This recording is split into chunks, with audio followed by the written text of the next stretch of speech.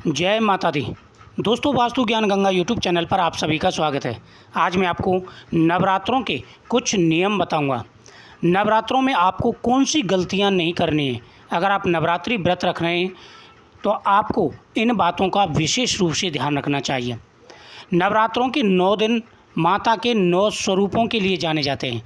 माता के 9 स्वरूपों की आराधना की जाती है और माता के अलग अलग स्वरूप हमारी हर मनोकामना पूरी करते हैं। नवरात्रों में खास करके इन नियमों का पालन करना है और 2 सब्जी बिल्कुल नहीं खानी है। नवरात्रों के दिनों में कुछ ऐसे नियम होते हैं, उनको निभाना बहुत ही ज़रूरी है। नवरात्रों के दिनों में पहले दिन शैलपुत्री माता की पूजा की जाती है। पहले दिन कलश की स्थापना की जाती है और खेतरी बीजी जाती है। उसके बाद नियमित रूप से शैलपुत्री माता, ब्रह्मचारिणी माता, चंद्रघंटा, कुष्मांडा माता, स्कंद माता, कात्यायनी माता, कालरात्रि माता, महागौरी, सिद्धधात्री 9 माताओं की प्रतिदिन पूजा की जाती है। दोस्तों, नवरात्रों के जो दिन होते हैं बड़े ही पवित्र होते हैं, उतने ही पवित्रता का ध्यान रखना है। माँ दुर्गा के 9 दिवसीय नवरात्रि व्रत संयम और अनुशासन की मांग करते हैं। देवी माँ को प्रसन्न करना है तो इन नियमों को अवश्य ही आपको निभाना है। दोस्तों, नंबर 1, व्रत रखने वाले को दाढ़ी, मूंछ और बाल नहीं कटवाने चाहिए। अगर आपने नवरात्रि व्रत रखे हैं तो नवरात्रों के व्रतों में भूल करके भी आपको दाढ़ी, मूंछ आदि नहीं यानी बाल नहीं कटवाने हैं। शेविंग नहीं करनी है, सिर के बाल नहीं कटवाने हैं। इन बातों का विशेष रूप से ध्यान रखें, नहीं तो आपका व्रत खंडित हो जाएगा और माता दुर्गा के क्रोध का सामना आपको करना पड़ेगा। दोस्तों, नंबर 2, 9 दिनों तक नाखून नहीं काटने चाहिए। नाखून नहीं काटने चाहिए। जो व्यक्ति बाल, नाखून नहीं काटते, व्रत रखते हैं, उनका व्रत पूर्ण माना जाता है। इन बातों का विशेष रूप से ध्यान रखें। दोस्तों, नंबर 3, अगर आपने कलश की स्थापना की है, अखंड ज्योत की स्थापना की है, तो घर को खाली छोड़ करके नहीं जाना है। किसी न किसी को घर में ज़रूर रहना है। ये नहीं कि आप दिन में घर बंद करके चले जाओ, ज्योत जल रही है, कोई ध्यान ही नहीं दे रहा है। दिन रात किसी न किसी व्यक्ति को वहाँ पर रहना है, आपको खाली नहीं छोड़ना है। नियमित रूप से माता के भजन वगैरह सुनते रहें या आप खुद भजन करते रहें, माता की दुर्गा सप्तशती आदि का पाठ करते रहें। इससे माता का आशीर्वाद आपको प्राप्त होगा। मन को बिल्कुल पवित्र रखें, सात्विक रखें। ये नहीं आपने व्रत रखा है तो आप दूसरों की बुराई बतलाते रहें, ऐसा भी आपको नहीं करना है। ना ही किसी से ईर्ष्या भाव रखना है, ना ही किसी की बुराई आपको बतलानी है। दोस्तों, नंबर 3, खाने में 2 चीज़ों का बिल्कुल परहेज कर देना है। 2 सब्जी बिल्कुल नहीं खानी है। पहला है लहसुन। लहसुन का प्रयोग भूल के नहीं करना है। और दूसरा है प्याज। साधारण सी चीज़ें, लेकिन इनका प्रयोग आप बिल्कुल छोड़ दीजिए। नवरात्रों के दिनों में इनको आप बिल्कुल ना खाएं। लहसुन, प्याज बिल्कुल छोड़ दें। नवरात्रों के दिनों में इन चीज़ों को बिल्कुल नहीं खाना चाहिए। और साथ ही घर के अंदर नॉन वेज यानी तामसिक चीज़ बिल्कुल नहीं बननी चाहिए। कोई कितना भी खाने वाला है, उससे साफ मना कर दो। घर के अंदर 9 दिन तक कोई भी नॉन वेज नहीं बनेगा, सात्विक भोजन बनेगा।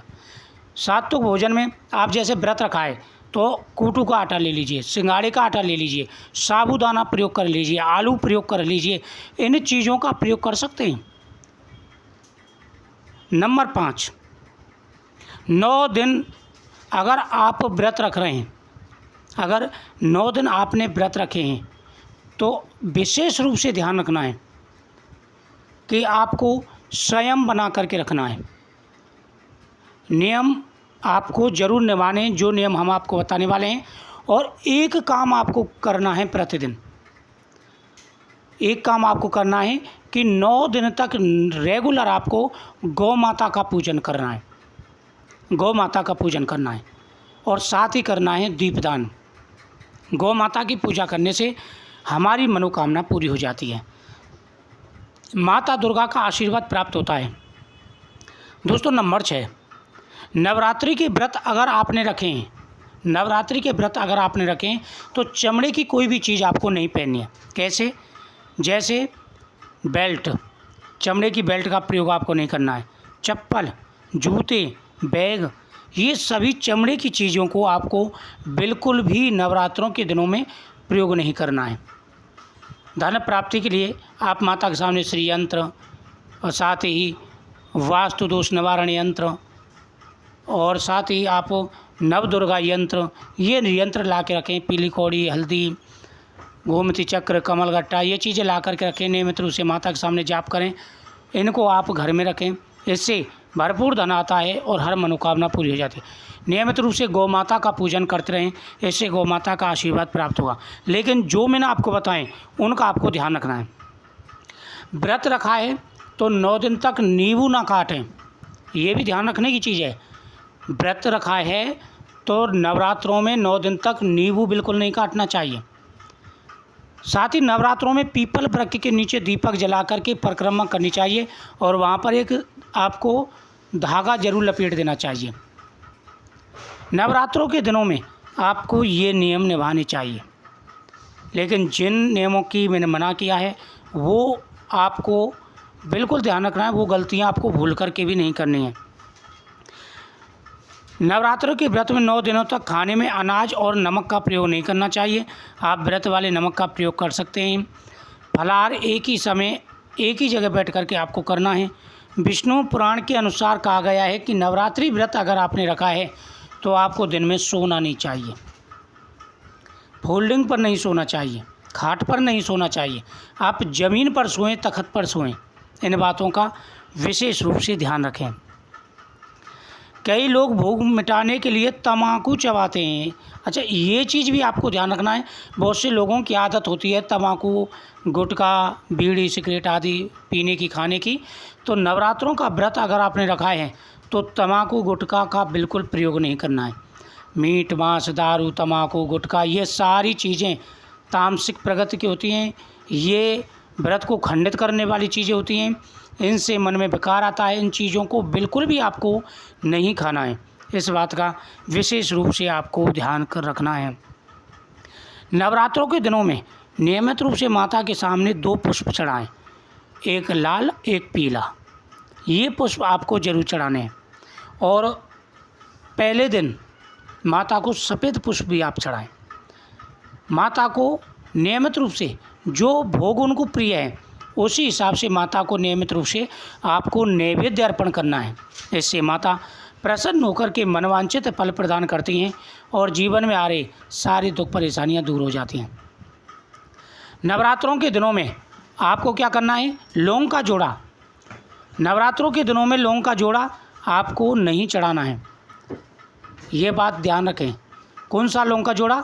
जिसका फूल झड़ा हुआ हो, ध्यान देना है। ऐसा लौंग आपको नहीं चढ़ाना है जिसका फूल झड़ा हुआ हो। जिसका फूल साबित हो वह लौंग का जोड़ा आपको माता को चढ़ाना है। इन बातों का ध्यान रखना है एक एक चीज़ का। नवरात्रों के दिनों में आपको माता के सामने चढ़े हुए पुष्प, जैसे आपने सुबह पुष्प चढ़ाए तो शाम को हटा दीजिए माता के सामने से। शाम को ताज़ा पुष्प चढ़ाइए, फिर सुबह हटा के फिर ताज़ा पुष्प चढ़ाइए। ताज़ा फल ऋतु के हिसाब से आप माता को समर्पित करें। केला, सिंघाड़ा आदि चीज़ें माता को जरूर चढ़ाएं। उन नैवेद्य को आप खाएं, इससे बड़ा लाभ मिलता है। वीडियो को शेयर करें, चैनल को सब्सक्राइब करें, कमेंट में जय माता दी जरूर लिखिए।